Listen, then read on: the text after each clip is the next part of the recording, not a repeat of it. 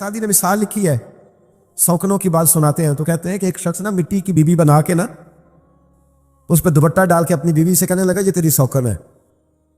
تو شام کو واپس گھر آیا تو اس نے مٹی کی عورت بھی ساری توڑ ڈالی تھی. یہ غصہ ہوتا ہے نا اپنے شریک پہ.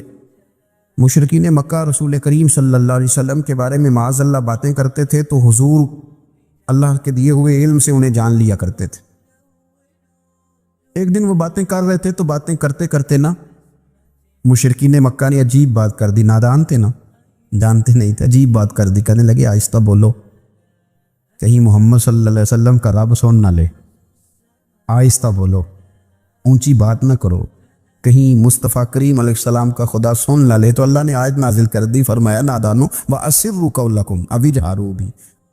آہستہ بولو یا اونچا بولو. اور شارحین نے مفسرین نے لکھا ہے نہ بھی بولو، آہستہ بولو یا اونچا بولو یا بے شک تم کوئی بات زبان سے ادا نہ بھی کرو. اِنَّهُ عَلِيمٌ بِذَاتِ الصُّدُورِ. رب تو تمہارے دلوں کے حال جاننے والا ہے، اسے تو پتہ ہے تم نے سینے میں کیا چھپایا ہے. حسد چھپایا ہے کہ رشک چھپایا ہے، عداوت چھپائی ہے کہ محبت چھپائی ہے، اسے تو پتہ ہے، اسے خبر ہے. اس لیے کہ وہ نظر ہی تمہارے دل پہ رکھتا ہے، اسے پتہ ہے تمہارے اندر کیا ہے. ہم لوگوں نے نا اپنی سارے معاملات دنیا داروں سے، لوگوں سے، یاروں سے، دوستوں سے وابستہ کر لیے. ہمیں تعریف بھی بندوں سے چاہیے، ہمیں اچھے ہونے کا جو ڈگری ہے وہ بھی بندوں سے چاہیے. ہم بندے بڑے نیک ہیں، یہ بھی لوگ کہیں تو پھر ہم مطمئن ہیں. ہم صحیح راستے پہ چل رہے ہیں، یہ سند بھی بندوں سے چاہیے. ہر بات پر اعتماد خلق، ہر وقت لوگوں پر ہی دھیان، لوگوں پر ہی توجہ، لوگوں کے معاملات ہی ڈسکس کرنا. بھئی یہ تو تیرے ذمہ ہی نہیں. تجھے تو کہا گیا ہے کہ وَمَن يَتَوَکَّلْ عَلَى اللَّهِ، تو اپنے رب کی ذات پر بھروسہ کر. فَهُوَ حَسْبُ، وہ تیرے لیے دنیا میں بھی کافی ہو جائے گا، آخرت میں بھی کافی ہو جائے گا. وہ تیرے لیے کافی ہے تیرا رب رسول. تو اللہ رسول کی جانب توجہ کر. ہماری ساری معاملات بندوں کے ساتھ مطلب فلانے کو کیا مل رہا ہے، فلانا کدھر جا رہا ہے، فلانے کے پیسوں پہ میرا کتنا حق ہے، فلانا آگے نکل گیا، فلاں پیچھے رہ گیا، فلانے محبت سے نہیں دیکھا، فلانے یہ کر دیا. آپ ساتھ چھوڑیں، یہ تو ہر وقت تو ذکر آپ کو اللہ کا کرنا تھا. یا ایھا الذین آمنوا اذکروا اللہ ذکرا کثیرا وسبحوہ بکرۃ واسیلا. یہ جو آپ ہر وقت بندے کر رہے ہیں یہ تو آپ کو حکم ہی نہیں ہے، آپ نے تو ہر وقت اللہ اللہ کرنی تھی. تو جو کام کرنے کا تھا وہ چھوڑ دیا، جو نہیں کرنا چاہیے تھا اس پہ بحث شروع کر دی. پھر دل کے اندر مد و جزر خراب ہوتے ہیں، قلبی واردات بگڑ جاتی ہیں، حسد پیدا ہوتا ہے، انسان کو لالچ پیدا ہوتا ہے، انسان حریص ہو جاتا ہے، انسان لوگوں سے عداوتیں پال لیتا ہے. کبھی ایسا کام نہ کریں. شہد بڑا میٹھا ہوتا ہے. عرب کے اندر ایک درخت پایا جاتا تھا، ایلوا اس کو کہتے تھے. اس طرح ہمارے ہاں نیم نہیں ہوتی، کڑوا ترین اس کا ذائقہ ہوتا ہے. اور آپ کچھ دیر اس کو پانی میں ڈال دیں تو پانی بھی سارا کڑوا ہو جاتا ہے، چونکہ اس کے خمیر میں رب کریم نے کڑواہٹ رکھی ہے. اور حکمت ہے، اس کڑواہٹ کا بھی اپنی جگہ فائدہ ہے. لیکن حضور سید عالم صلی اللہ علیہ وسلم نے ایک مثال بیان فرمائی اور وہ بڑی سمجھنے کی ہے. حضور مثالیں دیتے تھے تو کمال ہو جاتی تھی. بڑے سے بڑا ان پڑھ بندہ بھی اس کی روح تک بات اتر جاتی تھی. کریم محبوب علیہ السلام فرمانے لگے کہ اگر ایلوا درخت کے کچھ ٹکڑے شہد میں ڈال دیے جائیں نا تو شہد سے زیادہ میٹھی چیز کوئی نہیں ہوتی. تو حضور فرماتے ہیں کہ وہ ایلوا کا درخت جو ہے وہ شہد کو بھی بگاڑ دیتا ہے، اس میں کرواہٹ پیدا کر دیتا ہے. حالانکہ وہ بڑا میٹھا تھا، اپنی جگہ اس کی مٹھاس میں کوئی کسی قسم کی کمی نہیں تھی، لیکن وہ ایلوا کے درخت نے اسے بگاڑ دیا.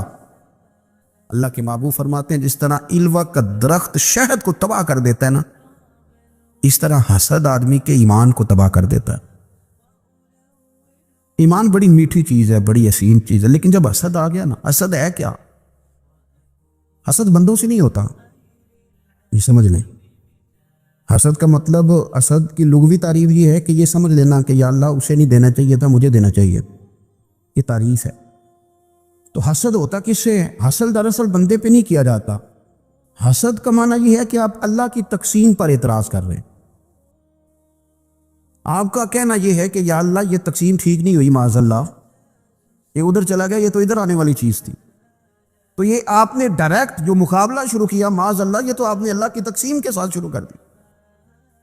تو پھر دل میں بگاڑ آتا ہے، پھر انسان ٹوٹ پھوٹ کا شکار ہوتا ہے، پھر وہ کمزور پڑ جاتا ہے، پھر وہ ایسی باتیں کرتا ہے جو اس کے منصب کے مطابق نہیں ہوتی، کچی بات کرتا ہے، کمزور بات. اللہ بہتر جانتے ہیں کون سی چیز اس نے کہاں رکھنی ہے. رب کی حکمت پر اور اس کی دی ہوئی توفیق پر راضی رہنا ایمان کا تقاضا ہے. لیکن ہمیں تو چاہیے تقسیم اپنی مرضی کی. ادھر کیوں چلا گیا، ادھر آنا چاہیے تھا. بھئی آپ کو یہ کس نے حق دیا ہے؟ مالک نے جو چاہا، جب چاہا، جہاں چاہا اپنے فضل سے عطا فرمایا.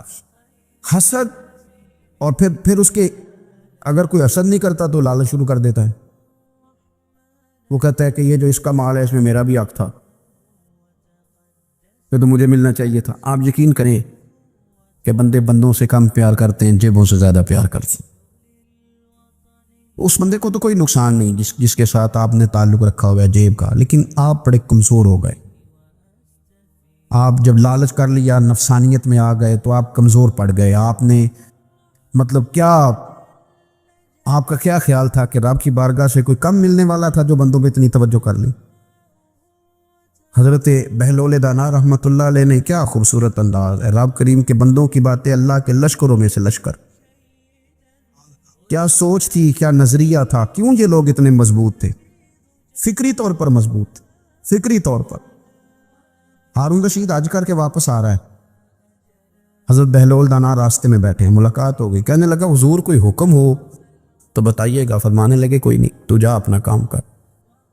بادشاہ یا کسی کو کارڈ مل جائے تو وہ لوگوں کو دکھاتا پھرتا ہے، وزیر صاحب نے خود دیا ہے. بادشاہ وقت خود کہہ رہا حضرت کوئی حکم ہو تو. فرمایا نہیں، اللہ خیر کرے گا. تو کہنے لگا حضور میں نے سنا ہے آپ مقروض ہیں، تو بتا ہی دیتے. تو آپ مسکرا کے فرمانے لگے تیرا کیا خیال ہے بھلا؟ کہنے لگے حضور کس بابت؟ فرمانے لگے تیرا کیا خیال ہے کہ اللہ ہارون رشید کو دے گا اور بہلول دانا کو بھول جائے گا؟ تیرا کیا خیال ہے رب کریم ہارون رشید کو تو دیتا جائے گا اور بہلول دانا کو بھول جائے گا؟ بادشاہ کہتا ہے کہ میں چکرا ہی گیا کہ بھلا اس سوال کا کیا جواب ہے. تو میں نے کہا حضور رب تو بھولنے سے پاک ہے، وہ تو کسی کو نہیں بھولتا، اسے نہ اونگ آتی ہے نہ نیند آتی ہے. تو فرمانے لگے جا پھر اپنا کام کر، جب مناسب سمجھے گا تو بہلول کو بھی قرضے سے نجات عطا کاری دے گا. تو جا اپنی ڈیوٹی کر، وہ جب چاہے گا نا تو میرے قرضے دور. تو کیا سمجھتا ہے کہ تجھے یاد رکھے گا مجھے بھول جائے گا؟ یہ کیسے ہو سکتا ہے؟ او یار ادھر دیکھ میری بات سن. او بھائی وہ تیرا میرا رب ہے، یہ ہو سکتا ہے کہ امیروں کو دے دے اور تیرے جیسے میرے جیسے غریبوں کو وہ بھول جائے؟ یہ ہو سکتا ہے؟ تو کیوں لوگوں کی جیبوں پہ توجہ، لوگوں کی جیبوں پہ نظریں، فلانے کے پاس آ گیا تو میں رہ گیا، مطلب کس لیے؟ ہمارا رب کسی کو بھولتا نہیں ہے. کسی شخص کو وہ میرا مالک اپنے فضل سے نظر انداز نہیں کرتا، وہ سب کو نوازتا ہے. لیکن اس کی حکمت کے تقاضوں کا انتظار کرنا مسلمان کی شان ہے. کبھی کسی حسد میں کبھی کرنا ہو تو رشک کریں، مزہ آئے گا. اور یہ رشک کرنے کا نا، رشک کا معنی کیا ہے؟ حسد کا معنی یا اللہ اسے نہیں دینا چاہیے تھا، مجھے دینا چاہیے تھا. اور رشک کا معنی یا اللہ تو نے دیا ہے، کیا بات ہے، اسے دیا تو کیا بات. اگر تو نے دیا تو مالک جچا بھی ہے، اگر تو نے دیا ہے تو نظر بھی آیا ہے، اگر تو نے دیا ہے تو پھر کیا بات ہے، کمال ہو گئی، وہ نظر آ رہا. اور یا اللہ اسے دیا تو میں بھی تیرا بندہ ہوں، اسے بھی اور دے اور مجھے بھی عطا فرما. یہ رشک ہے. رشک کا نا حضور نے حکم دیا ہے، نبی پاک نے رشک کا. ہمارا یہ مسئلہ ہے کہ ہم نا جو کرنے والا کام ہے وہ نہیں کرتے، رشک کریں. بخاری مسلم میں حدیث ہے، نبی پاک صلی اللہ علیہ وسلم نے فرمایا 2 بندوں پر رشک کرو. کہو کیا بات؟ رشک کرو 2 بندوں. یا رسول اللہ کون کون سے؟ فرمایا ایک وہ مالدار جسے اللہ دولت دے اور وہ صبح بھی رب کے رستے میں خیرات کرے اور شام بھی رب کے رستے میں خیرات کرے. یہ قابل رشک ہے. کہو تیری کیا بات ہے بھائی، کیا تجھے اللہ نے نوازا ہے، اور اس پر رشک کرو. کو یا اللہ اسے اور دے تاکہ یہ تیرے بندوں پہ اور اثار کرے.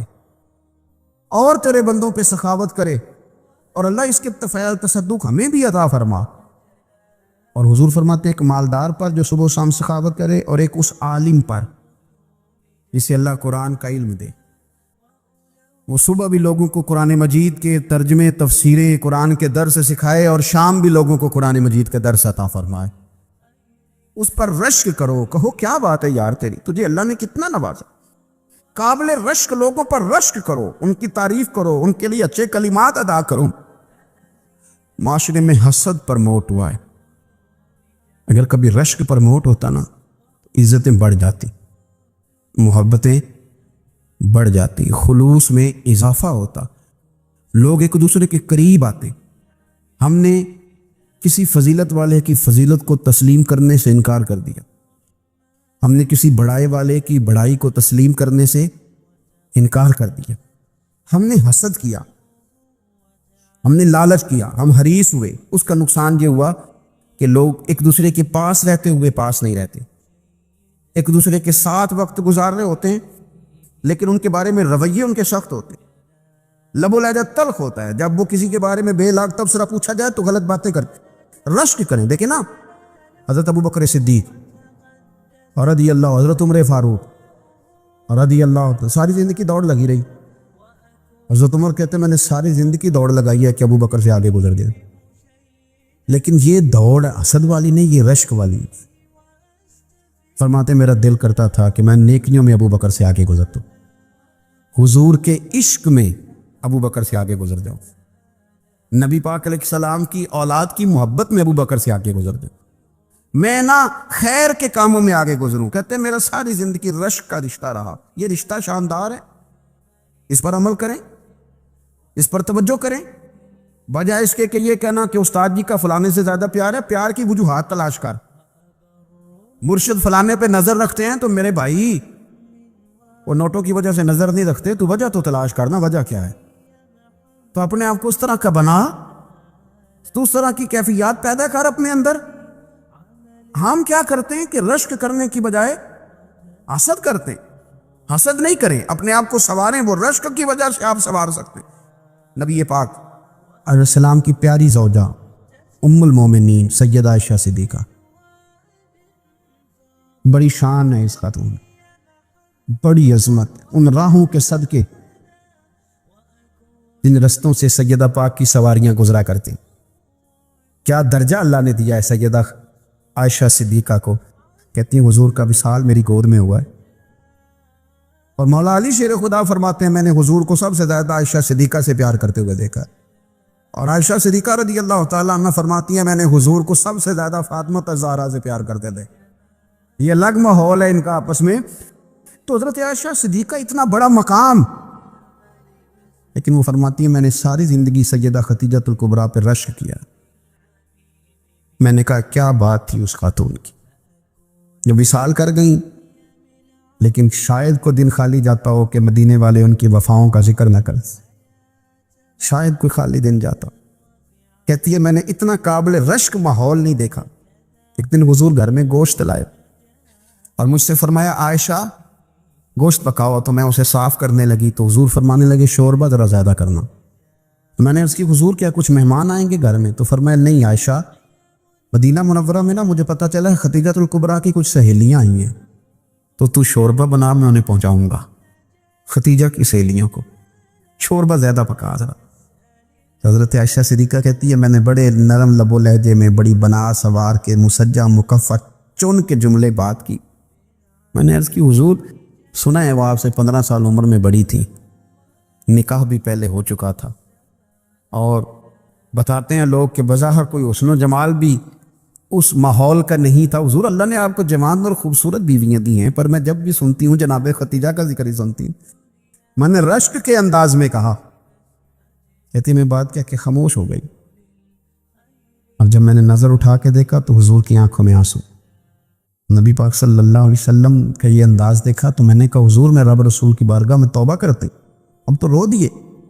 تو حضور فرمانے لگے عائشہ یہاں جو بھی آیا ہے نا وہ سکھوں اور آسانیوں کے دنوں میں آیا، اور خدیجہ میری ان دنوں کی ساتھی تھی جو میرے تکلیف کے دن تھے، میری آزمائشوں کی، میری پریشانیوں کی میری ساتھی تھی۔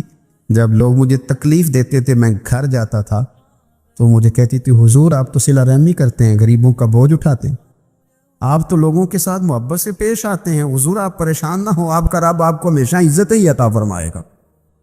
فرمایا وہ میری تکلیفوں کی اسے کیسے؟ میرے بھائی رشک کیا لوگوں نے ایک دوسرے پر، حسد نہیں کیا۔ ہم تو نہ جی اپنی مرضی کے فیصلے کرتے کرتے پیچھے رہ گئے۔ اس سال میرے گاؤں کے میلے کی بھیڑ میں جو گم ہوا وہ ایک بھکارن کا لال تھا۔ اس غریب کو تلاش تھی متاع خلوص کی، اور مخلوق چپ رہی کہ یہ مشکل سوال تھا۔ یار کوئی شخص ایسا بچا ہی نہیں جس سے لوگ امید کریں، توقع کریں کہ مجھے یہ اپنا کندھا دے گا، میں سر رکھ کے رو لوں گا۔ کوئی ایک ایسا شخص ملا ہی نہیں جس کے بارے میں لوگ کہیں کہ بڑا مخلص ہے یار۔ اتنی بڑی میرے محبوب کی امت، ہر حکومت غلط، ہر شخص غلط، ہر بندہ برا، ہر جماعت بری، اللہ کی رضا کے لیے کچھ لوگوں کے لیے فروغ محبت کا بھی فریضہ سر انجام دے۔ کیسے لوگوں کو یہ بات سمجھائی جائے؟ حضرت ابو ادریس خولانی رضی اللہ تعالیٰ عنہ تابعی ہیں۔ حافظ منذری نے الترغیب و ترہیب میں لکھا ہے، فرماتے ہیں کہ حضرت ابو ادریس خولانی کہ میں دمشق کی جامع مسجد میں گیا تو میں نے ایک چمکدار چہرے والا، سیاہ داڑھی والا، چمکتے دانتوں والا خوبصورت نوجوان نبی پاک کی حدیثیں بیان کرتا دیکھا۔ اس کے چاروں جانب حضور کے غلام بیٹھے تھے۔ میں نے ایک شخص سے کہا یار بڑا حسین چہرہ ہے، بڑا ہی خوبصورت انداز ہے، کون ہے بندہ؟ انہوں نے کہا آپ نہیں جانتے، یہ صحابی رسول حضرت معاذ ابن جبل ہے رضی اللہ تعالی عنہ۔ حضرت معاذ ابن جبل کا انتقال بھی کوئی 40 سال کی عمر سے پہلے ہو گیا تھا، لیکن ان پر حضور کا اعتماد اتنا تھا کہ حضور نے اپنی حیات ظاہرہ میں گورنر بنایا انہیں صوبے۔ چمکدار دانت، حدیثیں بیان کر رہے ہیں۔ حضرت ابو ادریس خولانی رضی اللہ تعالیٰ عنہ کہتے ہیں رش بڑا تھا۔ میرے دل میں خواہش ہوئی کہ آج تو لوگ زیادہ ہیں، کل آؤں گا، ملاقات کروں گا۔ کہتے ہیں اگلے دن میں اپنی طرف سے سب سے پہلے گیا، پر حضرت معاذ ابن جبل تو مجھ سے پہلے مسجد میں موجود تھے اور وہ نفل پڑھ رہے تھے، اللہ اللہ کر رہے تھے۔ تو میں نے ان کے ساتھ سلام لی، فرمانے لگے کیسے آئے ہو؟ تو میں نے کہا حضور کل آپ کو دیکھا ہے، آپ کی باتیں سنی ہیں، تو گویا آپ کا تو چہرہ ساری رات میری آنکھوں کے سامنے رہا، تو میں تو سویرے زیارت کی غرض سے حاضر ہوا ہوں۔ اللہ کی رضا کے لیے مجھے آپ اچھے لگیں، اللہ کی رضا کے لیے۔ کوئی بندہ ایسا بھی تو ہو نا، کوئی غریب، کوئی مسکین، کوئی عالم، کوئی صوفی، کوئی درویش، کوئی ذاتی تعلق نہ ہو، تعلق کیا ہو؟ اللہ کے لیے۔ آپ مجھے اچھے لگیں۔ حضرت سیدنا معاذ ابن جبل فرمانے لگے واقعی ایسا ہی ہے؟ عرض کی حضور بالکل ایسا ہی ہے۔ تو فرماتے میں نے چادر لی ہوئی تھی، حضرت معاذ ابن جبل نے میری چادر کو پکڑ کے کھینچا، فرمایا پکی بات کر یار۔ میں نے کہا حضور پکی کر رہا ہوں۔ تو فرمانے لگے سن، پھر میں نے نبی کریم سے سنا ہے، رسول کریم علیہ السلام نے فرمایا جو دو بندے رب کی رضا کے لیے پیار کرتے آپس میں، اللہ ان دونوں سے محبت فرماتا ہے۔ سن پھر اس کو یاد رکھنا، اللہ ان دونوں سے محبت کرتا ہے۔ حضرت ابو ادریس خولانی سے کوئی پوچھتا تھا نا کہ دنیا میں جانا ہے تو سرمایہ کیا ہے، تو فرماتے تھے یہ جو میں نے چادر لی ہوئی ہے نا، اس چادر کے اندر میرا وجود ہے، اور وجود کے اندر میرا دل ہے، اور دل کے اندر میں نے حضرت معاذ ابن جبل کو رکھا ہوا ہے۔ میں نے وہاں ان کا ٹھکانہ بنایا ہوا ہے، وہاں ان کا ٹھکانہ ہے۔ یہ دور نکتہ چی ہے، کہیں چھپ کے بیٹھ جا، اور جس دل میں تو مکی ہے وہیں چھپ کے بیٹھ جا۔ اقبال کہتے ہیں جس دل میں تو مکی ہے وہیں چھپ کے بیٹھ جا۔ دوستو رسول اللہ صلی اللہ علیہ وسلم کے غلاموں نے مالک کی رضا کے لیے لوگوں سے پیار، فروغ محبت میں کردار ادا کی، اور بہترین کردار۔ آپ اپنی زندگی میں کچھ چیزیں ایسی بنائیں جن میں فقط اللہ کی رضا کے لیے محبت، خالق کی رضا کے لیے پیار، خالق کی رضا۔ آپ یقین کریں اگر تھوڑا تھوڑا کر کے ہم اس محبت کو فروغ دیں نا اپنے دلوں میں، تو بہت سارے بادل چھٹیں گے۔ ہم نے نا وہ تیزی سے دولت کو، لالچ کو، میں اکثر کہتا ہوں کہ میاں بیوی کا جو رشتہ ہوتا ہے نا، اس کو اللہ پاک نے نا قرآن پاک میں اپنی نشانیوں میں سے ایک نشانی قرار دیا ہے۔ ان دونوں کی وجہ سے گھر چلنا ہے، بچوں کی پرورش ہونی ہے، نظام زندگی۔ آپ گھر سکون کے لیے جاتے ہیں، اطمینان کے لیے۔ آپ اپنے گھر کے اندر جیسے بھی ہوں، آپ کہتے ہیں یہاں مجھے کوئی پریشانی، یہ میرا اپنا بیڈ ہے، اپنا بستر ہے۔ لیکن اگر اسی رشتے میں جب آپ بیج بوئیں تو سب سے پہلے دولت کا بوئیں۔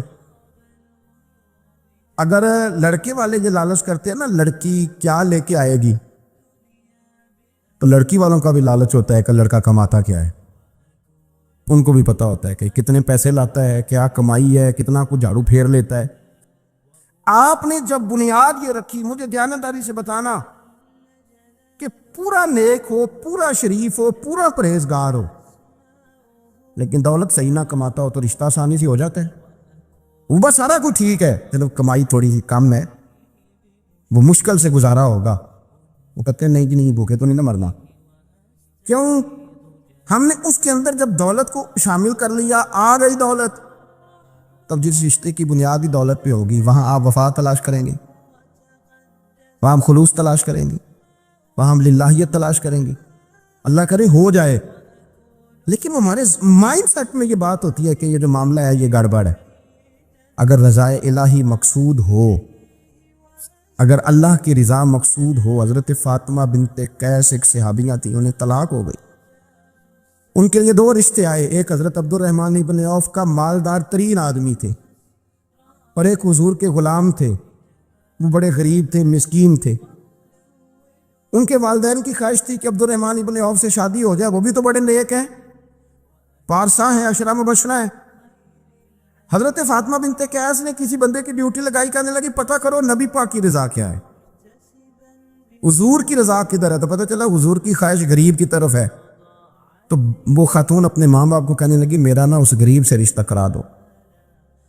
انہوں نے کہا پتر، بیٹیوں کے بارے میں ماں باپ بڑے احساس ہوتے ہیں، ہم چاہتے ہیں کہ عبد الرحمن ابن عوف مالدار ہے تو وہ بھی تو نیک ہے نا، حضور نے دنیا میں جنت کی بشارت دی، اور ان کا بڑا اعزاز ہے، حضور نے ان کے پیچھے نماز پڑھی، بڑا مرتبہ بڑا مقام والا صحابی ہے، وہ تو غریب آدمی ہے، اور پھر حضور نے حکم تو نہیں نہ دیا، خواہش کا اظہار کیا ہے۔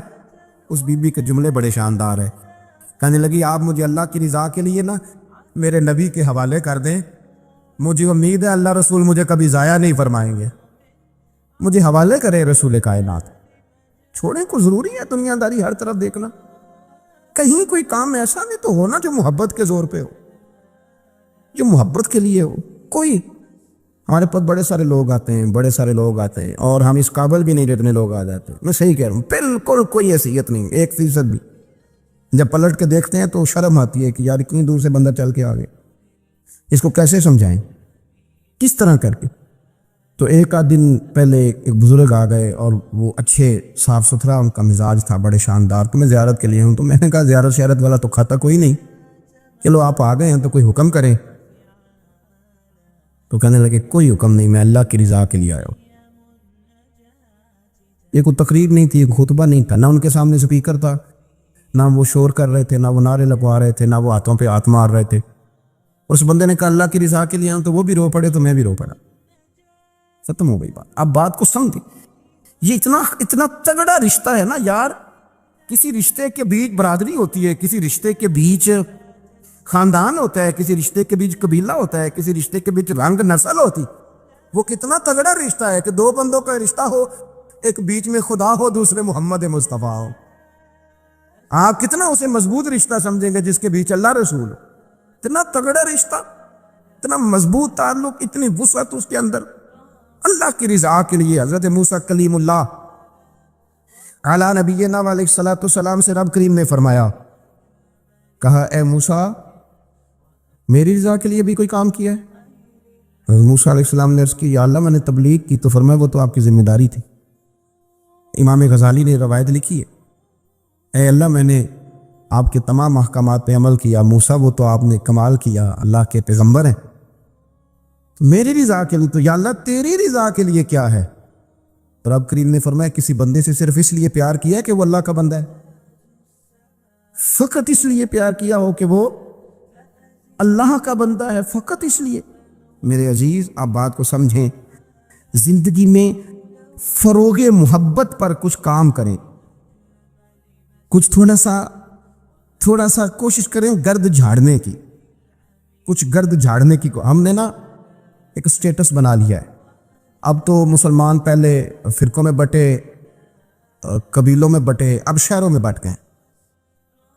آپ کبھی گجرانوالا کے لوگوں سے پوچھو نا گجرات تو کہنا ہو گجرات والے تو اللہ بچائے، کہتے ہیں کہ نہیں؟ گجرات کے لوگوں سے پوچھے گجرانوالا تو کہتے ہیں کھاندے ہی بڑا نہیں، کس کی بات کرنا ہے؟ تو گجرانوالا والوں سے پوچھیں لاہور والے کہتے توبہ لاہوریا جی۔ صحیح کون ہے؟ کوئی بھی نہیں۔ کیوں؟ اس لیے کہ ہم نے ہر شہر کے لیے کہاوت بنا لی ہے۔ میں صحیح کہہ رہا ہوں، ہر قبیلے کے لیے کوئی نہ کوئی، یہ ہم نے ظلم کیا اپنی جان، یہ ہم نے زیادتی کی، کہانیاں بن گئی، کہاوتیں بن گئی شہروں کے لیے، علاقوں کے لیے، قبیلوں کے لیے۔ مقصود کیا تھا؟ کسی طریقے سے نفرت پروان چڑھے۔ کھانا ہے نا، کھانا تو آپ جو کھانا کھاتے ہیں وہ اپنے ذائقے کے مطابق کھاتے ہیں۔ سندھ کے لوگ جو کھانا کھاتے ہیں وہ اپنے، آپ کا کوئی حق نہیں آپ ان کے کھانے پر تنقید کریں، اس لیے کہ ان کا ذائقہ وہ ہے، اور ان کا بھی کوئی حق نہیں وہ آپ کے کھانے پر تنقید کریں اس لیے کہ آپ کا ذائقہ۔ لیکن طنز کرتے ہیں، جو بات سمجھانا چاہتا ہوں وہ یہ ہے کہ ہم طنز کرتے ہیں، تنقید کرتے ہیں۔ تضحیک آمیز لہجہ ہمارا ہوتا ہے، اس لہجے کے اندر کمزوری ہوتی ہے، اس کے اندر اس طرح کی بناوٹ ہوتی ہے کہ محسوس ہوتا ہے کہ ہم سامنے والے کو بڑا نفرت کی نظر سے دیکھتے ہیں۔ یہ رویہ کبھی اختیار نہ کریں، اپنی زندگی میں کوشش کریں خلوص کے ساتھ، للہیت کے ساتھ۔ میرے نبی پاک علیہ وسلم نے صحابہ سے پوچھا تھا بتاؤ دین کی مضبوط گرہ کون سی؟ مضبوط گرہ دین کی۔ تو ایک صحابی نے کہا یا رسول اللہ نماز۔ پانچوں وقت مسلمان جمع ہوتے ہیں، ایک دوسرے کا حال احوال پوچھتے ہیں، تو اس گرہ میں مسلمان بندے رہتے ہیں۔ حضور نے فرمایا تم نے بات ٹھیک کی پر میری مراد کو نہیں پہنچے۔ ایک صحابی نے عرض کی یا رسول اللہ صلی اللہ علیہ وسلم زکوٰۃ، امیر غریب کو زکوٰۃ دیتا ہے تو دونوں کا رشتہ مضبوط ہو جاتا ہے، تو یہ بہت بڑی گرہ ہے۔ تو حضور نے فرمایا بات تمہاری ٹھیک ہے پر تم میری مراد کو نہیں پہنچے۔ تو تیسرے نے عرض کی حضور حج،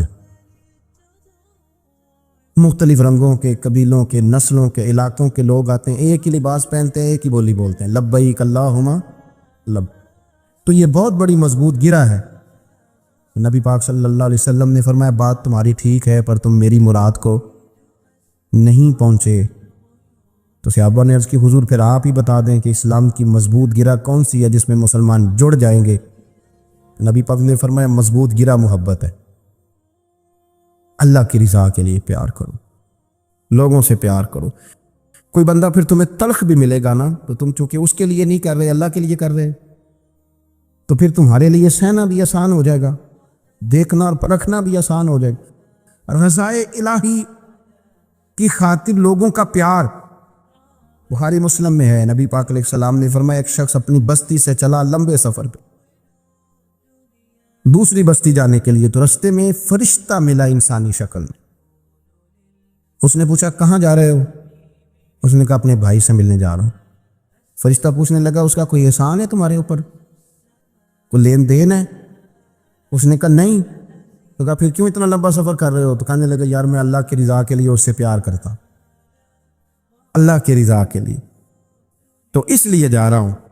تو سنیں یہ بخاری مسلم کے لفظ ہیں، حضور فرماتے ہیں وہ فرشتہ کہنے لگا سن پھر میں انسان نہیں میں فرشتہ ہوں، اور مجھے رب کریم نے بھیجا ہے یہ کہنے کے لیے کہ اگر تم دونوں اللہ کی رضا کے لیے ایک دوسرے سے پیار کرتے ہو تو اللہ تم دونوں سے پیار فرماتا ہے۔